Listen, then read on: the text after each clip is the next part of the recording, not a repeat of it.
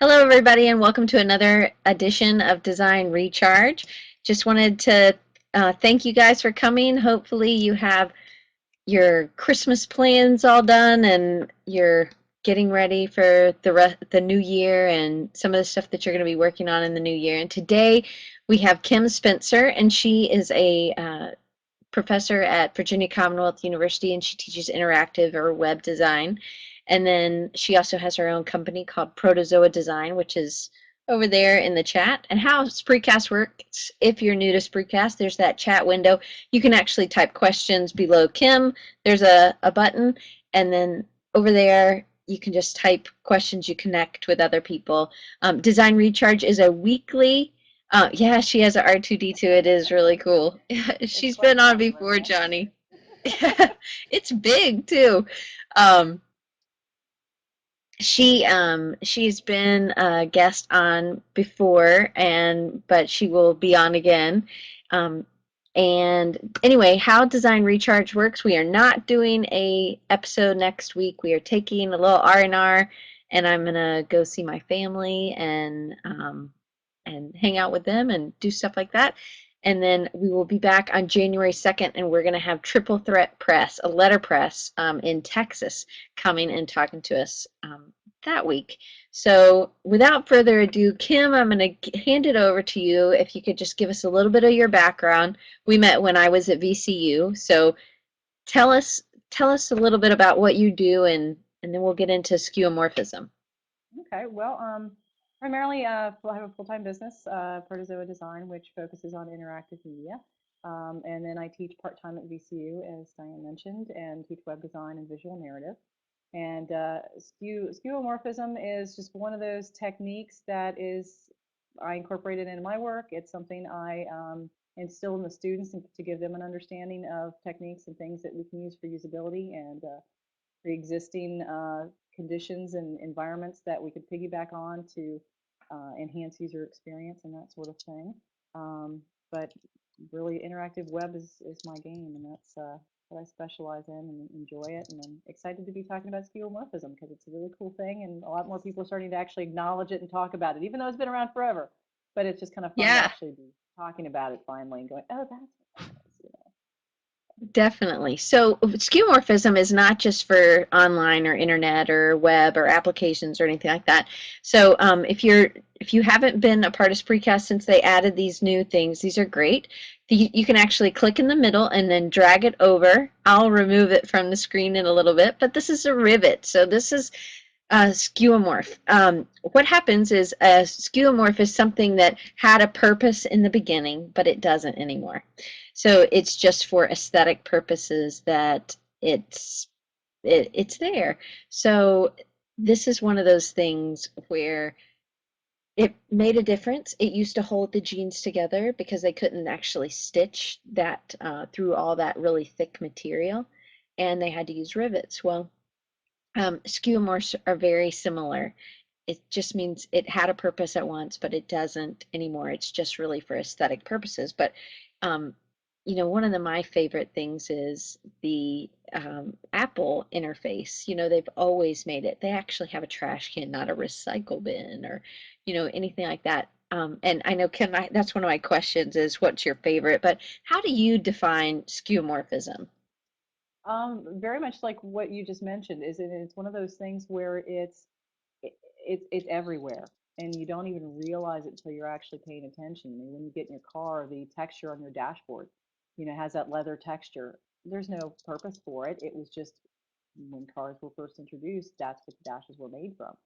That's what they were covered with, and so it's just something that has carried over. So you see a lot of just tactile qualities, very just simple details that are still being carried over that are everywhere. They're in everything that we interact with, both physically and online and in other environments that we just don't even realize and aren't even aware of, that have just become part of our culture and part of our everyday existence. Why do you think they're so important to us? Because it isn't a leather, but we want it to seem like it's leather or something. Well, I think, can you imagine if suddenly it wasn't there? If you got in your car and suddenly the texture of the dashboard was smooth, there is something kind of odd about that, because we've become so accustomed, and in a lot of environments, I mean, I can't imagine having a pair of jeans that doesn't have rivets. I mean, I was even looking at my jeans recently. I'm like, yeah, there's still rivets there. There's just certain qualities that if they were gone, you would very much be aware that they were missing. Um, Even though there's really not, they're not necessary, but it's just become a certain comfort, familiarity. Um, and I think in some cases, depending on how it's being used, there's a certain amount of trust, and it kind of creates that emotional connection with a brand or with a product that is an underlying sense that you're not even aware that it's there, but how it's just being utilized. I also think it's kind of like vacuums. If they made a vacuum really quiet, like completely quiet, we probably wouldn't like it because we would think that it wasn't working. So we want it to have a sound as a part of it. Hey, Drew, good to see you. Um, but Exactly. I think that's one of those things. I got a Dyson for a Christmas present. I love to vacuum and I love to mow. They're two. Sometimes I go out to Yeah. mow and I think that I say I'm going to go vacuum the yard. Um, but I think that that's another one of those things. Dysons are really good, and they are quieter maybe than some other vacuums, but very powerful. But if they were too quiet, I would think it wasn't working. I would think something was broken. So it's Exactly. the the way we think something is working Hmm. has to do with how it looks. Um, so Absolutely. would do you think we would be really lost if these were not present?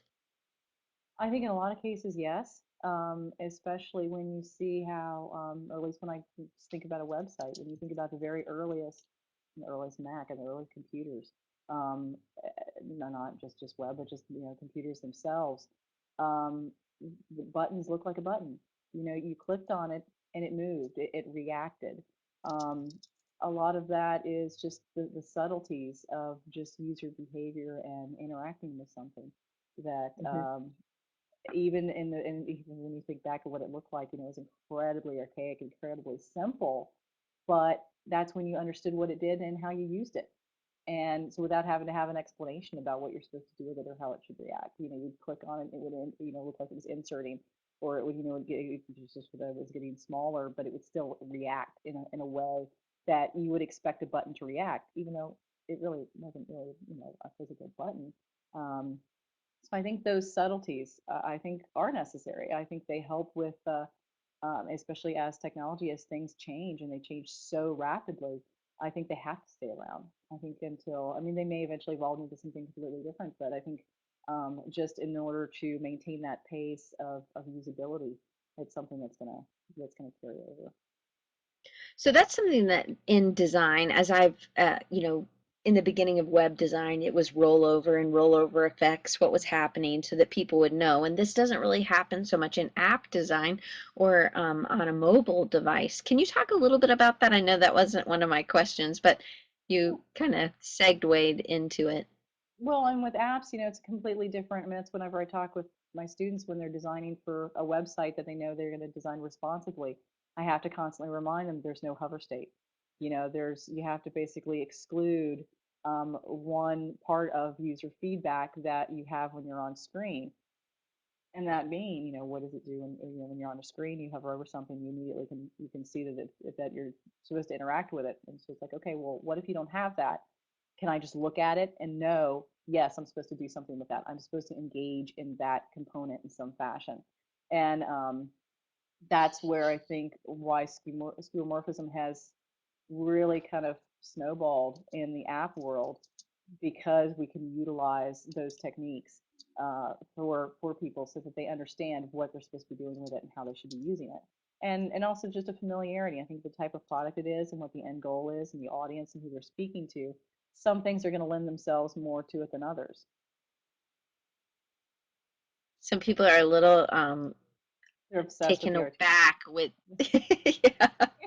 I had a It's cool up small here. one. I can lean over. There you go. That's the it is pretty cool. It is cool. Um, so for me, I'm just gonna pop some of these up. These Yeah. don't really even, I don't use yellow paper. But this is a skeuomorph that is, most people would recognize this is your notepad, and then it has this sort of handwriting style. This is a typical skeuomorph, and I like this because it's my birthday. And I did not pull this. This is one from Rob Green, who hopefully will be joining us in February, maybe sometime, to talk similar things. This is how I found this. Somebody had blog post. My dog is snoring in the background. Sorry about that. Um, he had posted on did a guest blog post on the creative block, BLOQ, and I read this and I was just in awed by these things. I never even knew what this word was. So this is one that's very typical. This is one, if you have an iPhone, um, we all have this, which I think is really funny because when you're talking, you see this, you want to talk here instead of here. And, it's when we're talking, normally we might do this to a person, but when we see this, we want the sound to be able to go in here, which this is where one of those things that helps us to understand. And I have a Yeti microphone, so my mic is pretty big, but and it's sort of similar looking, but we don't use these mics normally now, you know, so that's another really good skeuomorph. To me, these are good things that we might interact with because you have them on your phone. Okay. Um, go ahead, ask her questions about our R2. Everybody wants to know what the R2D2 is. That's funny. Oh. If anybody wants People to know, already back at like, the yard sale, it was, it's one of the, it's for Pepsi. It was, I think, when probably Phantom Menace came out or something like that. But it's a cooler, you can put ice and stuff in it. It's got a drain. It's actually pretty, it functions very well. does his head come off and then you put drinks inside there? Yeah, you can actually take the top off and you just fill it up and then put it back on. Well, that's cool. Um, Okay, so back to skeuomorphism. I know that Kim's art is so amazing, and we're so excited, and Kim's cool already. But this is one that you had added, and Yeah. how I use, yeah, Q&A with R2. That's awesome, awesome idea. We'll have to get somebody who can know his language. So the um, you can actually pin images, and so that's what I've done. So this is one that Kim wanted to talk about. So do you want to talk about this website? Yeah, I was just kind of wanted to was point up a variety of examples because I think the most common that we're all familiar with is Apple and the iPhone and the Macs and how it's how Apple's really very prevalent in its use of it. But there's also just different levels. There's different levels and different types and different manners of which to use skeuomorphism, and wanted to kind of look at some just the web uses. So here's an example where it's actually done to look like a chalkboard for a Italian restaurant, and how it's actually using typography and various photos and graphics kind of pulled together to create this environment that has some very familiar and very interesting texture, but also communicates the food, the menu, and some other things about the product and the business. Um, and we'll see different levels of how skeuomorphism is used in web, and it can be very subtle, or it can be something um, I mean, the whole thing could be very, very much inundated with it. And so I know there's a few other examples if you want to throw up there, where we've got this one is This much one's more subtle. mhm.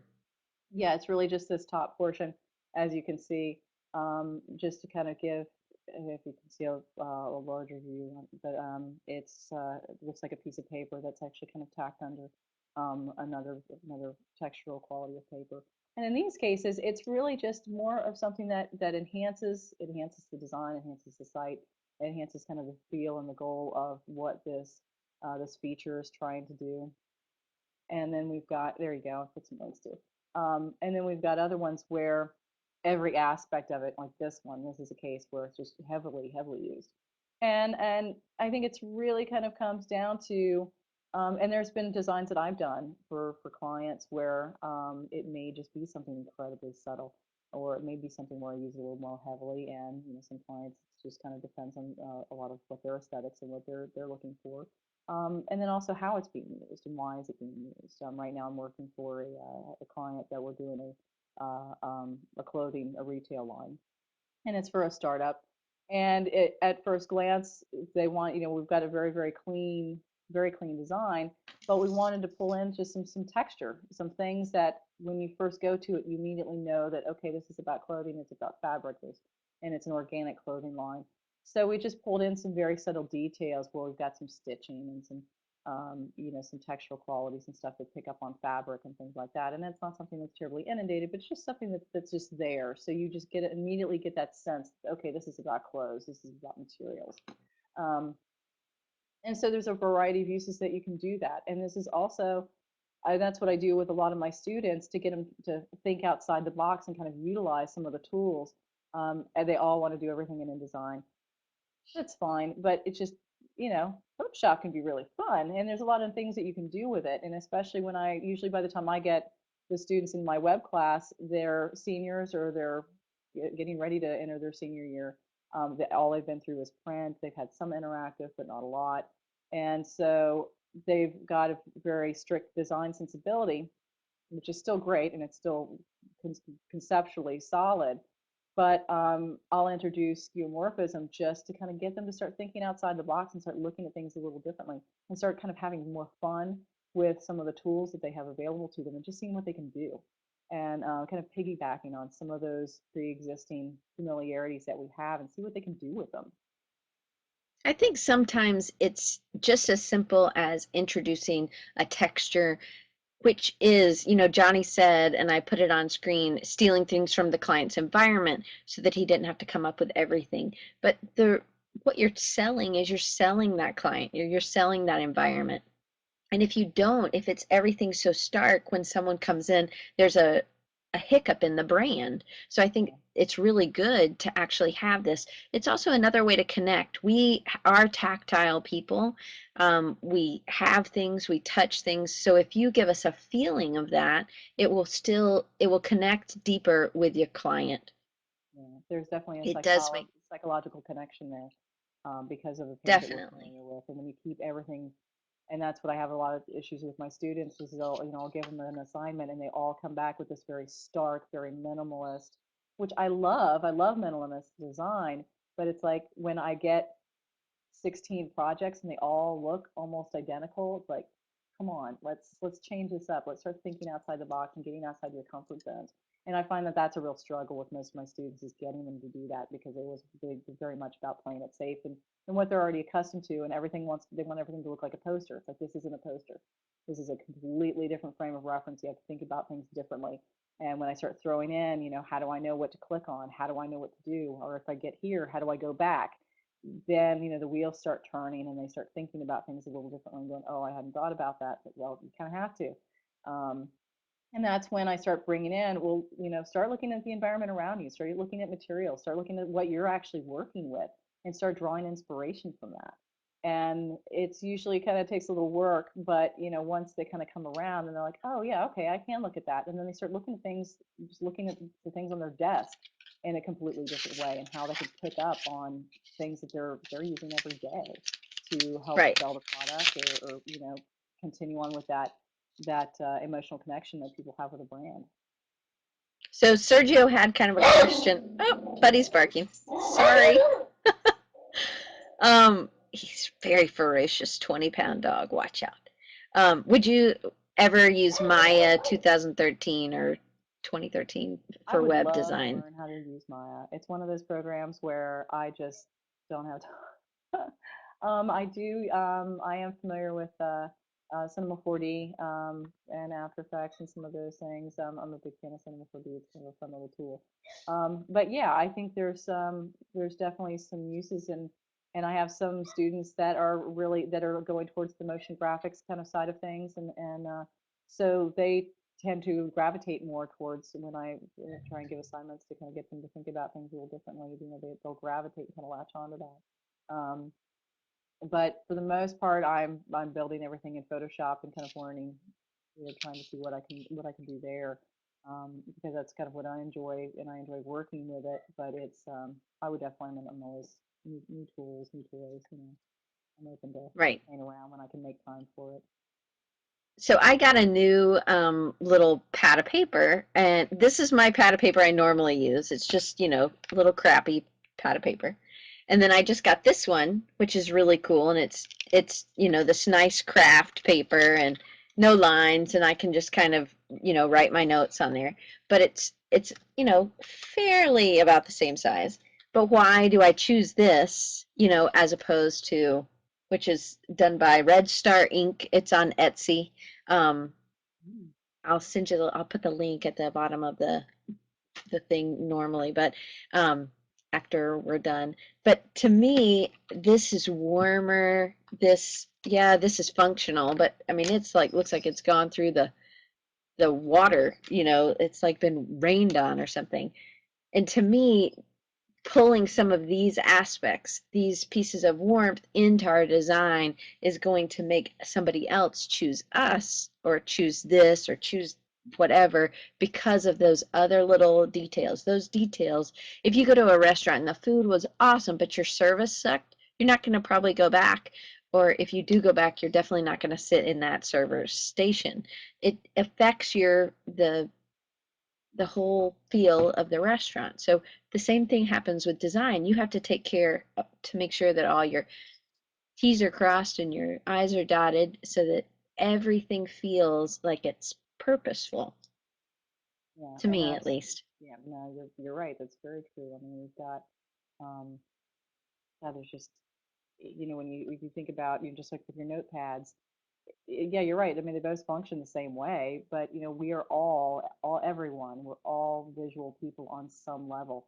But of course, me as a designer, oh, I would love to use that. If I had that notepad, like, yeah, I'd definitely use that notepad over the other one. I'd check the other one. I mean, yeah, it's good paper, but I'm like, yeah, it's gonna go to the second one. But for the most part, we're always going to gravitate towards things that we find that are really cool or neat or fun to use or easy to use that are comfortable.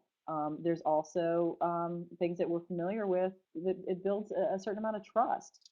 I mean, we can have a product that's brand spanking new from a company we've never heard of, but if it's designed in such a way, designed really well, we will immediately trust it and be comfortable with it and utilize it and work with it, even just based on those things alone, just because of that emotional quality that you may Mhm. not be consciously aware of, it's just present. So here's another one, which I believe is the calendar Oh, for. baby.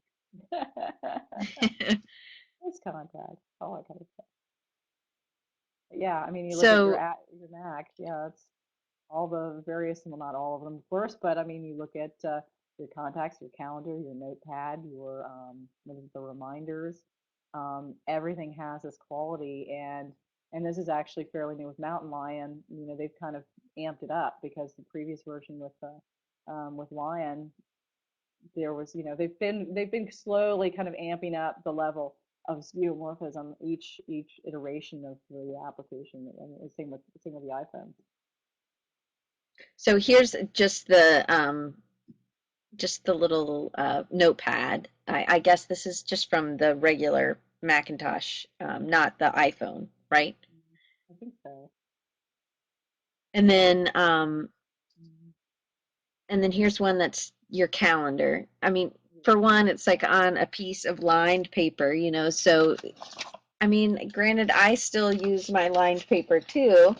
I know that a lot of people don't. A lot of people are just, they'll just do it on their iPad or their iPhone to take notes.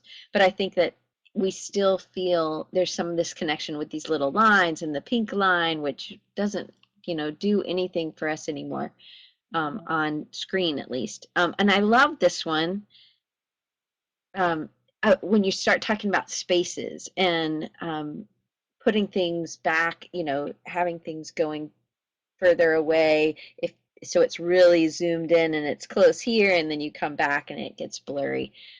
Just even the shadows, little things so that it doesn't look quite so flat when you're designing. Can you talk a little bit about that and why those things are so important? Well, I think it's also providing characteristics and aspects that, um, again, are interesting, that are, especially when you're when you're working on a screen and a flat surface, that, there's things that you can do design wise and aesthetically on screen that you can't get away with print. Um, that just don't they either don't print well, they just don't quite work right. But when you're in this interactive environment where you're actually are opening things and clicking on things and turning things on and off and that sort of thing, you can start to really expand your repertoire into how you design and how you work the aesthetics of those things, and also to kind of piggyback on just standard usability. But I think to me, it provides a little bit more fun, especially as a designer. It's fun to be able to see to push things and kind of see what I can do that works and looks good, and that's also just fun to do. I mean, I'm perfectly happy to do very clean, kind of flat, um, minimalist design, but, I don't want to do that all the time. I don't want everything. Like you said before, it just doesn't fit. It doesn't always work for that client or for that brand. Some things need to be more tactile. Some things need to be more three-dimensional and have more depth and more characteristics to them, to kind of emphasize and carry through what that company, what that brand is about, or what product they're selling, and what they're trying to do. And to me, it's just some other elements that we can pull in that they're fun to do, they're fun to design, they're fun to craft, um, and to see the end product, to kind of see what you can come up with is it's enjoyable, and it looks good and it works, and if it works really well for the client, then hey, you're right on track. I think it's also some of that little detail. This could have just been a leather texture, but Mhm. actually they put the stitching in, and they curved it around, which, if you're thinking about buying something that was made out of leather or something like that, you're going to have different, ranges of how much something costs. Yeah, And I think it's the same way here. You could have done just flat. You wouldn't have had to have this other little bump on the side, where at the very corner of the whatever the calendar thing is or something. But it's those little things that show those extra details, which makes a client feel like, hey, you know what, this is worth more because we did this. Or a customer that's going to one of your clients might spend a little bit instead of a 99 cents on the app, they'll spend $1.99 because of some of these um, uh, functional things. I mean, today I was looking at an app, uh, and there were like 5 apps under that category, and three were really well designed, and one was really not designed well. Had bad type, and it had nothing that had any of the tactile qualities. And I totally didn't even look at it. I didn't care about the content, and maybe this is just me as a designer, but I was less drawn in because the content wasn't speaking to me because of the design. The way it was projected was so poor that I couldn't even get past it. And I was like, I don't want to buy an app like that. yeah, it's funny how you'll look at this and think it looks more expensive, or you're right, it has these kind of qualities to it that if it was an actual product that you held in your hand, you would have certain connotations and certain impressions about it, and how those impressions can still carry over through something that is a visual image, even though it's something I can't touch, but you just get a sense that there was more time, there was more care. Um, there's something more about the quality is higher. You just get these overall sensations about something without even being really necessarily aware of it. Definitely. Okay, here's another one which I love. Again, this is just really a lot of Photoshop stuff, I believe. Let's Mhm. see. You want to talk about this one? Oh yeah, that's your on-off switch. And I think the other good example I should have sent it was, the flashlight for my iPhone. Where you get the actual little switch. It's just kind of it's just it actually looks like a mag light. But yeah, these are Right. just things to turn something on your phone. But it's especially because now you got to compete. Of course, you have lots of competing apps. And you think about, well, if you've got, and I think I probably got my flashlight app because of the switch on it, but if you look at a couple different flashlights, well, they all do the same thing, really. But which one has a cooler interface? Which one just looks neater? Um, that plays into it. But it's, you look at this and you immediately know what you're supposed to do with it. But There's it's no also, doubt. You know what it does. Well, we don't necessarily know exactly what it, but I know it's going to turn something on and off. and also just the texture of that one of those buttons lights up. It actually has a texture now to the button that I see. All those things add to a me understanding it, me feeling like, oh, I know this is still a slick surface, but Mhm. I'm still able to have that. You're still trying to reach people on a tactile level. And there's been a ton of psychological studies done that, if you're trying to reach people, maybe you're in the health field, then maybe a textured card instead of a really glossy card is going to be better because you're trying to warm up maybe a very sterile, cold kind of environment. It has to be like that, but maybe you don't want to have just kind of this really glossy kind of feel because there's that distance. So maybe you're you have a small practice, and that's something an uncoated stock would be better for that. Well, the same way with this, these things are going to affect whether people spend for an app. They're going to affect whether people spend $1.99 or they spend 99 because they're going to see that there's more value, or they like the interface better. And those things, I think, no matter what we're designing, if we're designing something for print or if we're designing something for on screen or an app or whatever, it's going, that interface and how those little details are really going to affect, and bringing in things that you're actually using and seeing why do I like this over this. And I think even typefaces, you could do that. Why do I choose this typeface over another typeface? Mm. Coming from VCU, they are very minimalist, and so there's lots of that for sure, but I'm glad you're giving them a little bit of extra. It is funny when I give them that assignment and they have a couple different comps and they have to approach it a couple different ways. And I would always, minimalism was one of them, and I found that they would all do minimal. They'd have to pick three out of five, and they would all do the things that were really clean and very minimal and bare bones. And it was like, okay, we're going to change it up a little bit. And so now it was like the skeuomorph texture. They have to come up with different concepts that are utilizing different techniques and how they kind of break the mold. And it's always interesting to see how some of them really struggle to kind of break out of that. Um, and it really, I could see that the brain just, achy, like no, you gotta think about things differently. It's not all about, minimalism. I mean, minimalism is great, but it's not always the right avenue for a client. And you got to think about things even differently. Yeah, it's really Right. Well, what do you think are your most, you talked about your mag light flashlight app. What do you think are some of your other most used skeuomorphs that gosh, you actually that I actually bought use. to use, or you use? Yeah. That's a good question.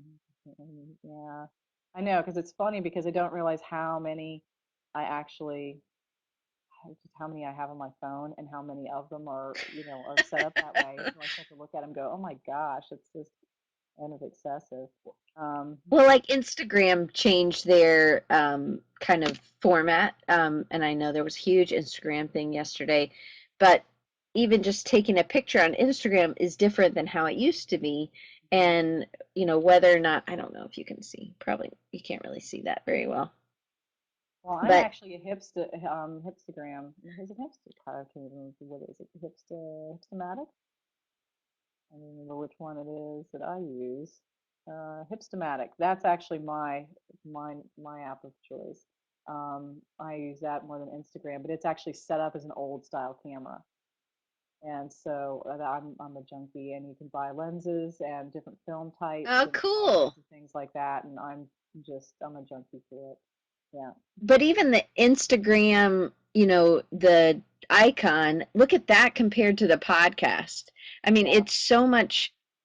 it's richer. Like I feel like it's an old Polaroid. I feel like, oh yeah, I get that.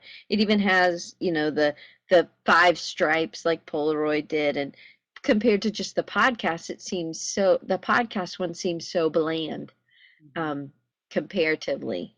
It just probably needs a little bit of updating, but it's funny that we're pulled in, and I think with more retina displays, these little qualities that weren't before, now we're able to design even, you know, tighter and have better um, resolution, things like that. So, Yeah, there's actually another app that I've played around with in Super 8 when the film came out a few years ago.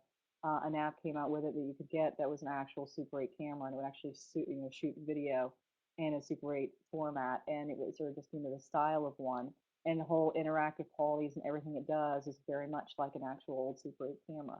So that oh, that was cool. something really neat, and it was just something to be as an advertising piece. It's just another marketing thing that they did with the movie. But I actually use it all the time just because it's just a neat little thing, and I liked what it did. And the things that I can do with it, it's just fun. But I mean, that's a great marketing tool, is that it's something that connects you back to the movie, but it Mhm. also connects the user to the movie. Instead of just a one-time experience, it's something you can continue and continue and continue, and it builds your brand. So Yeah, if there's anything that we can do as designers for our clients that will be continuous for their customers, that's what is going to help them feel like, whoa, we're connected, and it's a continual relationship. And I think that with social media, with all kinds of aspects of design nowadays, if we're not doing these things, it's incredibly important. yeah. And I All don't right, even let's know see how what many Johnny. years since the movie came out, but yet I'm still playing with it. I'm still using it. It's just kind of this neat little thing, and it was who knows if it was something they were just like, oh yeah, let's do this offhand, or if it was, something that was strategic. But it's just a great little kind of added bonus to a product. Now all my animals are around me. Mhm. um Sorry, I hear my cat's jingle bell. um okay, so I have a couple more questions, and one is, why do you think people, I mean, I talked about this morning choosing one app over another, just specifically about design. But why do you think people choose that uh, skeuomorphic design over just kind of other choices, or plain ones, or really modern, simple?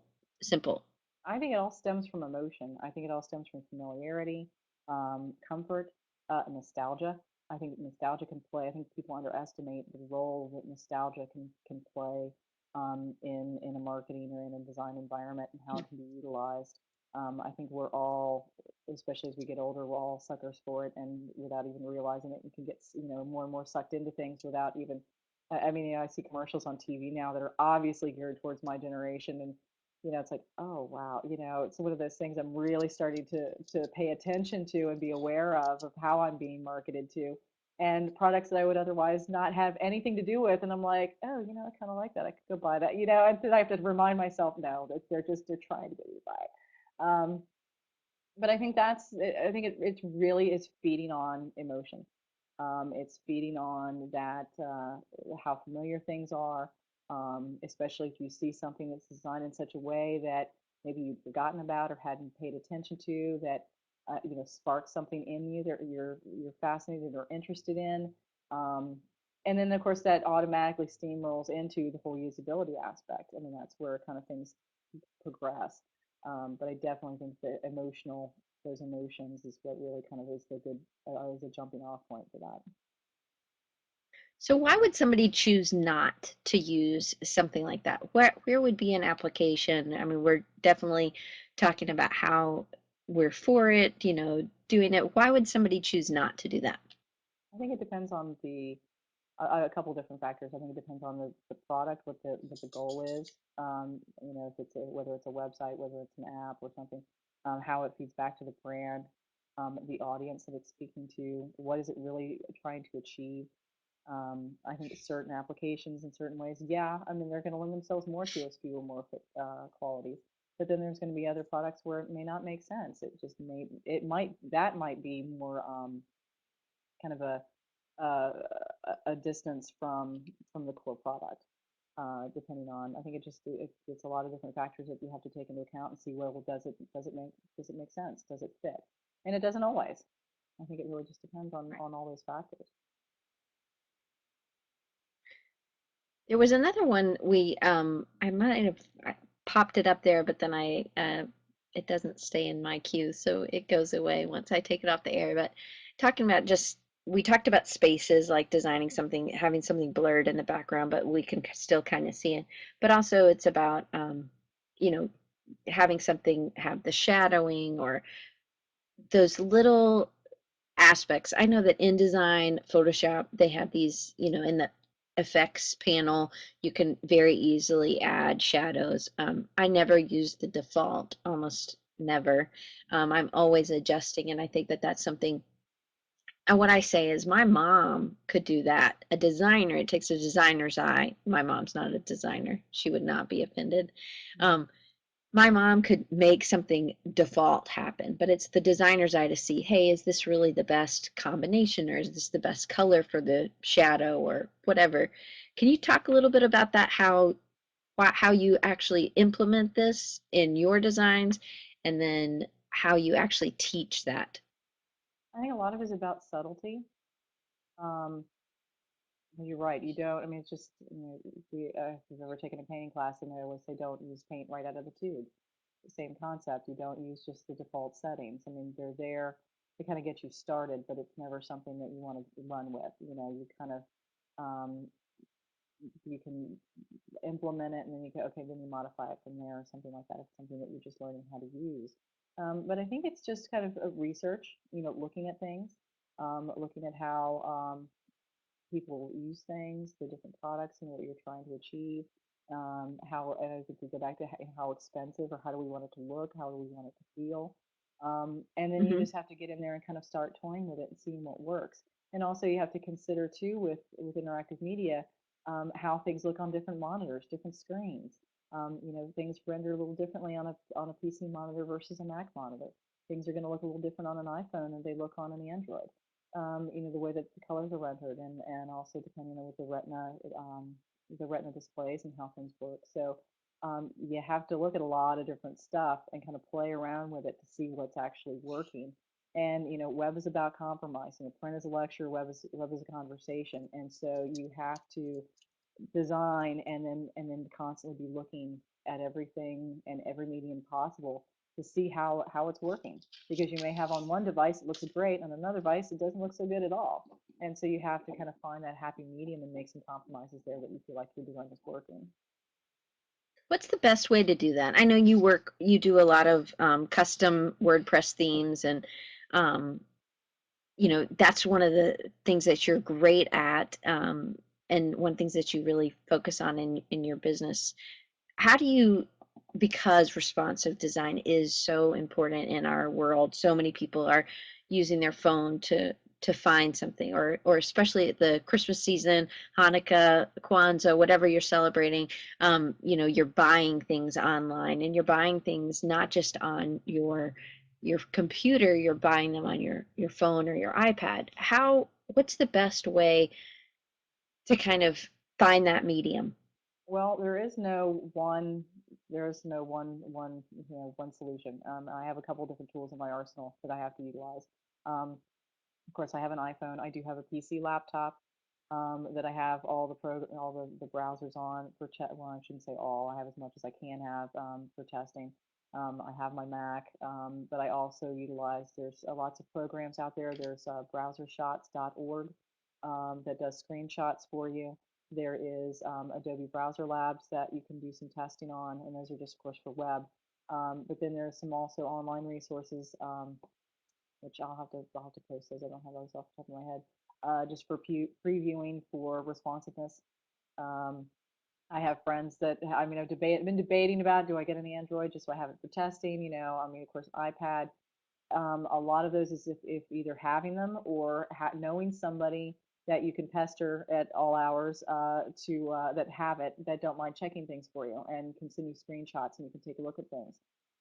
I try and have as much of them myself as possible so I don't have to bug people about it. But I have just a couple different online programs and things on the web that I pull from and utilize to see how things are working. Debugging is always an undertaking. I mean, that's always something that you have to address. And of course, we all know IE is going to usually have more debugging with IE than you have anything else. Same with the phones. There's going to be certain phone types, and of course, as more things keep coming out, more things you got to test for. Um, Right. and so I always have to set aside quite a bit of time for debugging because you never know what you might end up running into. I mean, you've got some standards that you know you got to adhere to and there's some fixes that you're going to have to do regardless. But you never know when there's going to be some little stuff that you just missed or forgot or that something just isn't working. Or there's something that's not, you know, the two pieces of parts aren't playing nice together and you've got to work through them. Um, but it's just setting aside the time and going through and kind of figuring out where the bugs are. Well, and that's also figuring out what's worth deep, like if it's between two things and you think you're going to have more users that are on the Android than they're on the whatever, then it's not worth fixing it for the iPhone if they're going to be your majority of people. It's really knowing your audience, I think, as well. I think that I also that is not one of my favorite parts is the debugging or the I call it, the developmental part where you're the testing phase. But that's how I break my websites in. I do a design and then I do a programming and then I do a testing, and you have three separate things and people are like, oh well, the testing, you're done with the design, everything works, and I'm like, well, not quite. But you do have to know your audience. I think that Johnny talks about how they have a full web development office, and I think I think that just having somebody else that maybe is their focus is that debugging part. I know, Kim, you do a lot of that on your own, right? Mhm. Yeah, but I worked for a university. I was a web designer for a university for 7 years, and we had, you know, we had the developers and we had all those people that would tag team. So you know, familiar with designing and then kind of handing things off and letting them figure out the bugs and that sort of thing. And that's always nice, but you know, that's also a luxury, especially when you have your own business. You know, you're kind of covering a lot of things. But I mean, there's still times when I'll have somebody else kind of handle some debugging just because I've just been looking at it too long, you know, and I just it's usually something small and subtle, and I just can't see it anymore because I've been staring at it too much. And so it's helpful to have other sets of eyes and say, okay, here, can you please take a look at it and help me figure out what's wrong with it, or what the problem is, or you know, and having a network of people and having that's another huge help is just having a network of people that are available that you can either ask or just have them look over your shoulder and check things, or you know, ask them questions when you need it. Right. Um, MK has a question. Have we just passed the threshold where you don't get the cheap clients anymore? I do think that there becomes a time for me where, I give somebody a bid and I'm kind of like Johnny, you want a quick design, you're probably not going to get what I consider anything that's going to take me a lot of time, because that time, that signature work, what I'm known for or whatever, takes time and it's going to cost you something. It's not like making toast. It's not just an effect that we click a button. Right. Um, and that's a way for me. I tell students all the time, I say, hey, you know what, don't use live trace. Like, I think that live trace is for sophomores and freshmen, and it's just about them getting to know what Illustrator can do or whatever. Well, it, my mom can use live trace, and if my mom can do it, that is not something that I mean, she has, I mean, this is a button. You click, you go to that menu, and you go down. It's not anything that really takes a designer's eye or any kind of, you know, skill. Yeah. It just comes with the program.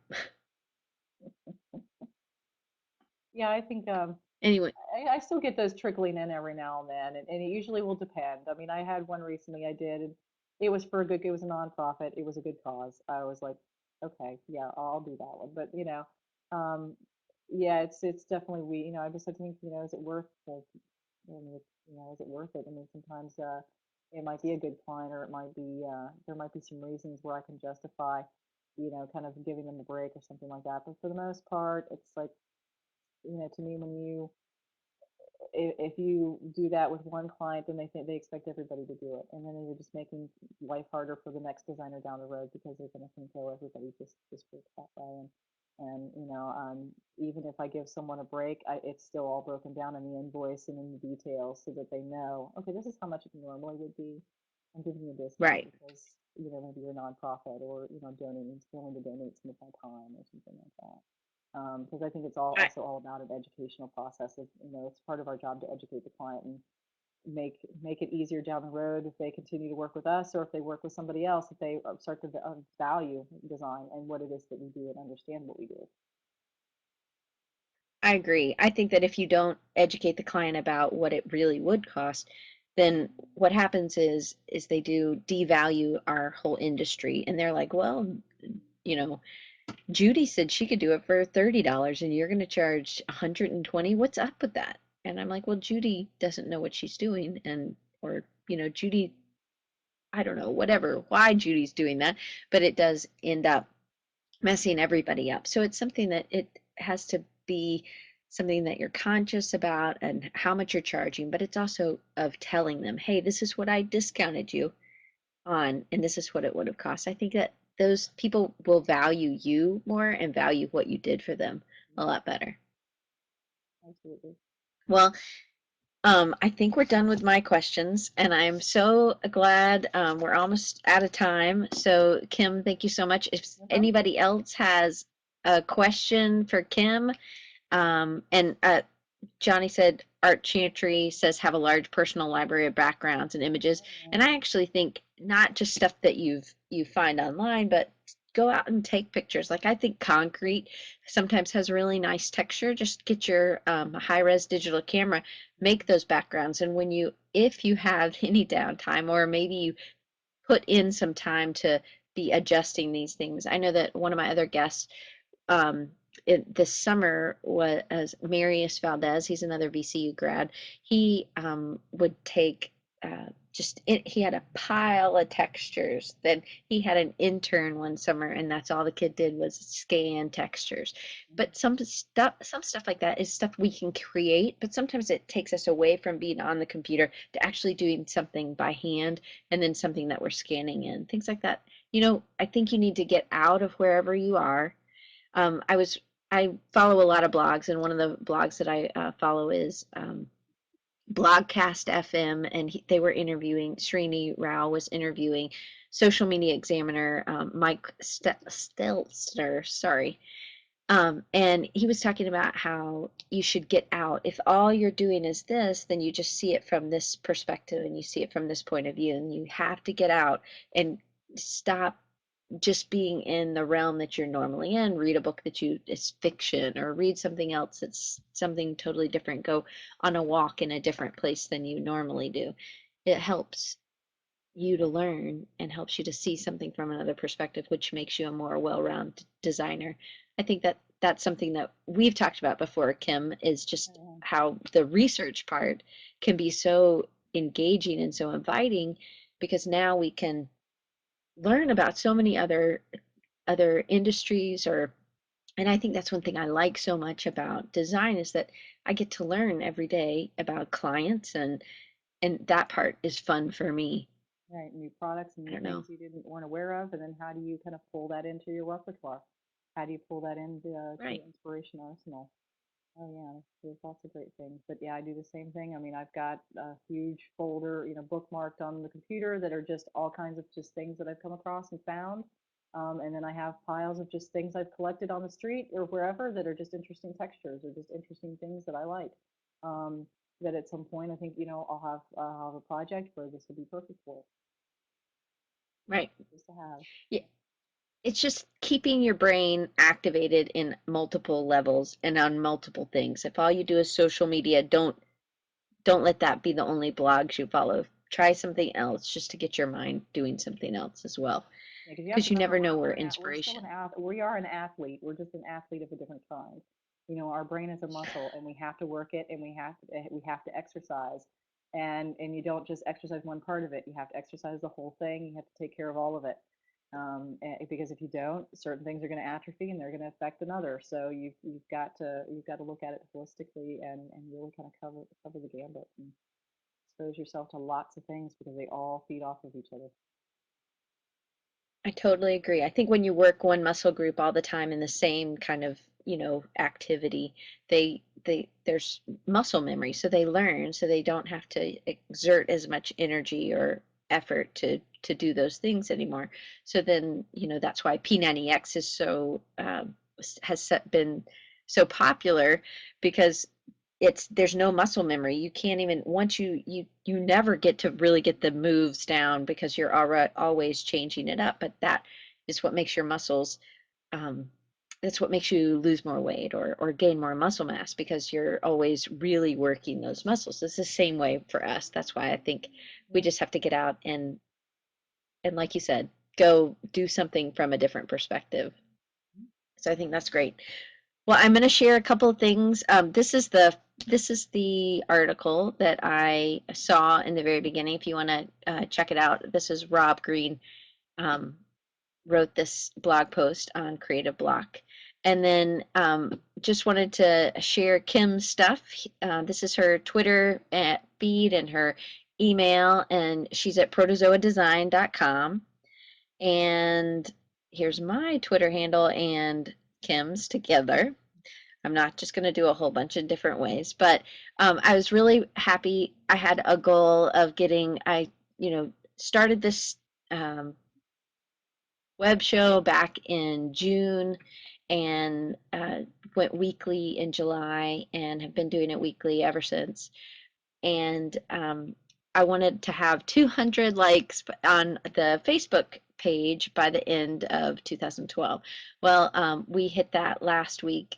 Well, we hit 200 back, but now we're at this past or yesterday or today, we're at 410. So I super Awesome. surpassed my goal. Congratulations. So Congratulations. That's great. yeah, so I have a new one of 1,000 by August. So if you guys share it out, go like it on Facebook. It's right there. If you have any questions or you have a topic that you want to talk about, you can email me at diane@designrecharge.org. And then also, if you just want to get on our mailing list, we have a couple, it's me and my dog, just me, have some tips that we'll be sending out, and I send a weekly. I'm not spamming you. It's just a real quick kind of what's coming up this week and then next week or what happened last week if you missed it. And then so sign up for the email newsletter. It's at the top. It's on all the pages, but it's at the top. So sign up. I will not ever sell your email address, but thank you guys so much. I will give Buddy a hug, and I'm sure Kim will give her R2 a hug. Thank you guys so much, and we will see you in 2 weeks with Triple Threat Press, a letterpress company in Texas. So thanks so much for coming, and we'll see Thanks you for in having me. 2013. Have a Merry Christmas and a Happy New Year, and have a safe New Year, everybody. And Kim, thank you so much for Anytime. coming. I No really problem. Happy to be here. appreciate it, and thanks for putting the R2 out for us. Yeah, he'll be here again. Thanks. Bye. All right, y'all have a good New Year. Bye.